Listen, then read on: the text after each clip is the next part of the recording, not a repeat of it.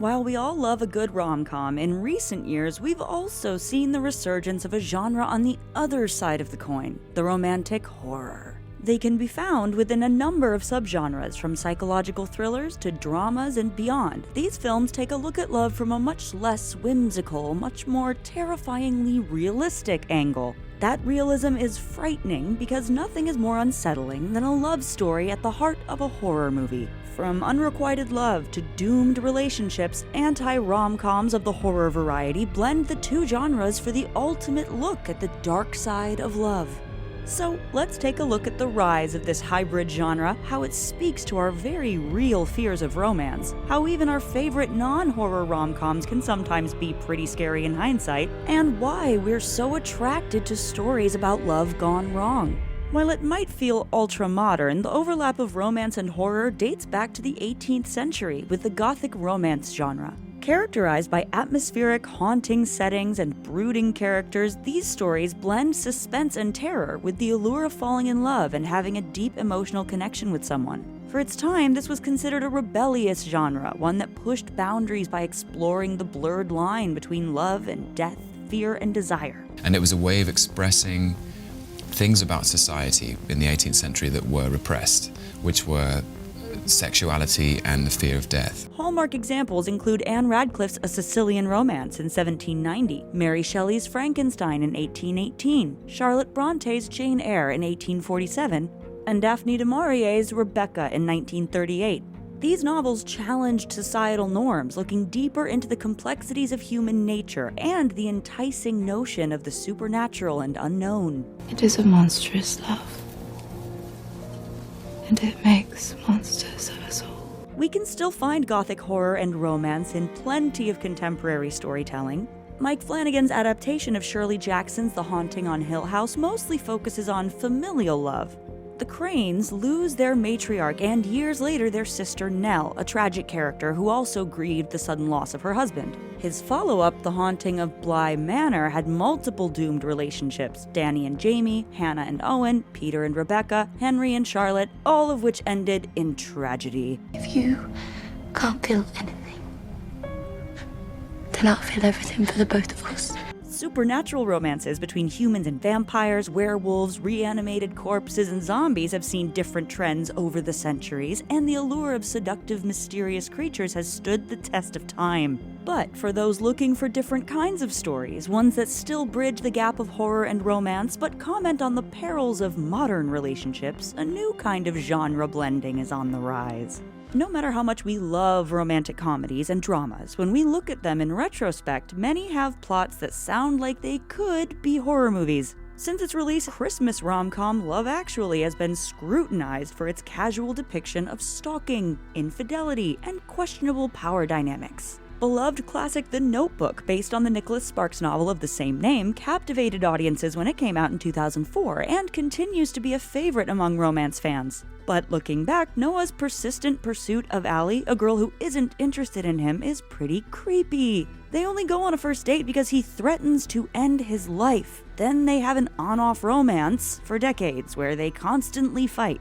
Stalking and harassment have been staples in several rom-coms and dramas, not to mention movies about manipulating people who have amnesia, and even though it's perfectly fine to still love them, their romanization of predatory behavior is finally being called out. I mean, if you just turn off the sappy music and turn on like a David Fincher score, romantic comedies are stalker movies. Romantic comedy behavior in real life is criminal. Author Caroline Kepnes's novel series You and the TV series digs into the psychology of bookstore owner Joe Goldberg, a self-described romantic who stalks women in the name of love. Even when he found someone who had similar killer instincts and obsessive tendencies, he was so repulsed by her behavior that he couldn't love her or let himself love a monster. But his relentlessness and deep devotion to his targets comes off attractive to some viewers who find the lengths he'll go to protect someone to be romantic. There's not a line in the world that I wouldn't cross for you. I didn't ask you to swoop in for me. You did. Your life was a mess. Yes, but it was my life. With modern audiences being more genre-savvy, horror anti-romcoms like to lure us in with familiar tropes, meet-cutes, grand gestures, love triangles, enemies to lovers, and play on our expectations. They tap into our very real fears when it comes to dating. There's always the chance that nice guy is actually a serial killer. In Fresh, Noah has a standard meet-cute with Steve, a charming surgeon who appears to be similarly disillusioned with dating. He does everything right, taking her on dates and not pressuring her into sex. She feels they have a real connection, and when he suggests a romantic getaway, she accepts. Her friend Molly sees the red flags right away. He has no social media presence and wants to whisk her away to a surprise destination. But these days, someone not chronically online who seemingly likes old-fashioned romance can seem appealing. Those red flags, however, turned out to be telling. Noah wakes up in restraints, and the horrifying reality of the situation hits her. No, this isn't happening. Yeah, it's happening. This isn't happening. This isn't happening. Yes, it is. Please, please, please. This is a joke. Instead of being a love story, Fresh is a horror story that highlights the strong relationship between friends, as Molly puts herself in harm's way to try to save her friend. Rejection is another catalyst in horror anti-romcoms, showing how obsession and unrequited love can lead to terrifying scenarios. Unfortunately, there are plenty of real-life examples of this phenomenon, since women and girls responding negatively to unwanted advances can often put them in a vulnerable, dangerous situation. The 1996 thriller Fear takes the intensity of young love, or lust, to a sinister level. Teenager Nicole, played by Reese Witherspoon before her days as a rom-com heroine, meets and falls for David, who quickly makes a bad impression with her father by keeping her out late and becoming increasingly possessive. The plot unfolds into what some critics considered outlandish territory, but David's violent actions, attacking Nicole's male classmate and assaulting her friend Margot, among other things, aren't that far-fetched. We have something that everybody wants, but nobody has. You can't let them take that away from us, Nicole. Movies often explore the other end of the spectrum as well. Fatal Attraction is a prime example of an unhinged woman refusing rejection and going to extreme lengths to either force a relationship or seek revenge. The titular character in Pearl dreams of becoming a star, someone loved by all. When she brings the handsome projectionist she slept with back to her home, he is almost immediately put off by her behavior. But as he tries to gently, if abruptly, let her down, she flies into a rage. Why are you leaving me if I didn't do anything wrong? I don't understand. I thought you liked me! I do like you. I just... Tell me the truth! You're scaring me, Pearl. And as we see in other parts of the movie, people who even indirectly get in the way of Pearl's happiness don't survive. Aussie horror flick The Loved Ones is one of the most recent and brutal examples of rejection taken to the extreme. Often described as prom night meets Hostel, the film sees high schooler Lola Stone as she asks Brent to prom. Already planning to go with his girlfriend, he politely declines. Later, he's knocked out and kidnapped by Lola and her equally creepy father, who tie him up in their home that's decorated so they can have their own twisted night to remember. We learn that he is just the latest victim of the depraved father-daughter duo. Brent, who's already traumatized and contemplated taking his own life, is tortured and nearly lobotomized. He manages to eventually break free, attack his sadistic captors, and get home to his mom and girlfriend. While incredibly brutal, the movie still has heart. Brent's love for them motivates him to survive. Even after the initial dating phase, entering a new relationship is as exciting as it is terrifying. You're surrendering your heart to someone and trusting them not to hurt you emotionally or physically. But horror anti-romcoms pose the question, how well can you ever really know someone? In Get Out, Chris Washington finds out his girlfriend and her family are more than just wealthy. They're in the business of kidnapping black people, auctioning off their bodies, and implanting the brains into white people who desire their traits and talents. Rose and Chris's relationship was all a big lie. He was merely her project intended for a sadistic legacy.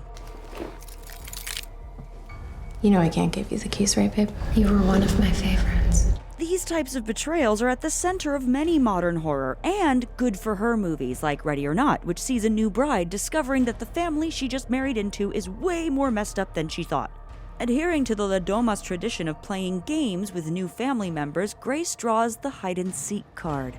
But their version of the game has deadly consequences, all of which her brand new husband was well aware of beforehand. Our final girl survives the carnage, watches the family literally explode for not sacrificing her by dawn, and has the satisfaction of throwing the ring in Alex's face before he perishes. Alex. Yeah. I want a divorce. Erin in You're Next has a somewhat similar experience when she visits her boyfriend Crispian's family. He and his siblings plan to kill their parents and inherit their money. But the plan goes south because just like Erin didn't know she was dating someone who could do this, Crispian didn't know his girlfriend was a badass survivalist who'd take down everyone. Had you reacted normally, my parents and siblings would have been killed. You'd have been untouched, and we'd be rich. She may not have a wedding ring to throw, but she had a knife. Breakups are at the center of many a rom-com. Either the couple gets back together, or they find someone who's a better match. Or better yet, they embrace being single. But in horror, the end of a relationship takes on a different level of heartache. While writing Midsommar, Ari Aster was recovering from a bad breakup and set out to make a movie that captured the catastrophic feeling. I think if there is any legacy for the film, I would love for it to be a movie that people go to when they're going through a breakup. Even in just the first few minutes, we realize Danny and Christian should have ended their unhealthy relationship a long time ago. But after the shocking deaths of her parents and sister, the couple decides to stay together. Christian continues being emotionally abusive and distant, while Danny's codependence and recent trauma keep her from letting go. When they go to Sweden with his friends, they are each ensnared by the Harga cult, and their relationship ends with her smiling as he dies a fiery death. Whether they're being chased by silent slashers or nocturnally tortured by dream demons, it's always satisfying to see final girls triumph in the face of evil. When it comes to the protagonists in anti-romcoms, they're trying to survive the violent wrath of boyfriends, spouses, or stalkers they don't even know exist or sometimes can't even see. 2020's The Invisible Man put a new spin on the original Universal horror classic, centering the story on a woman escaping an abusive relationship. In the opening scene, Cecilia flees the home she shares with her boyfriend, Adrian, but even when she's seemingly safe and out of his grasp, he stages his death and begins terrorizing her while going undetected in an invisible bodysuit he engineered. While it's incredibly frustrating to watch her family and friends question her sanity instead of believing her, thankfully she comes out victorious in the end, killing Adrian with his own creation. Being trapped in a controlling relationship is a legitimate, understandable fear, and seeing women take back control of their lives and sense of self will forever be cathartic. The days of you controlling me are over. Anti-romcoms and horror in general may not necessarily be the most respected genres, but there's no doubt audiences crave these stories of terror and romance. Just look at the projects premiering in 2025. Companion is about a robot gaining autonomy over her boyfriend/creator. Heart Eyes, a Valentine's Day slasher that sees two young people falling in love as they outrun a killer, and Drop, a quintessential anti-rom-com about the dangers of dating apps. Of course, there are thrillers and horror movies that do have light outshining darkness, the power of genuine love prevailing despite the odds. Still, there's a relief knowing that it's okay to admit that sometimes we're terrified of love, and that doesn't make us crazy. That's The Take. Click here to watch a video we think you'll love, or here to check out a whole playlist of awesome content. Don't forget to subscribe and turn on notifications. And make sure to subscribe to our Patreon for exclusive new videos.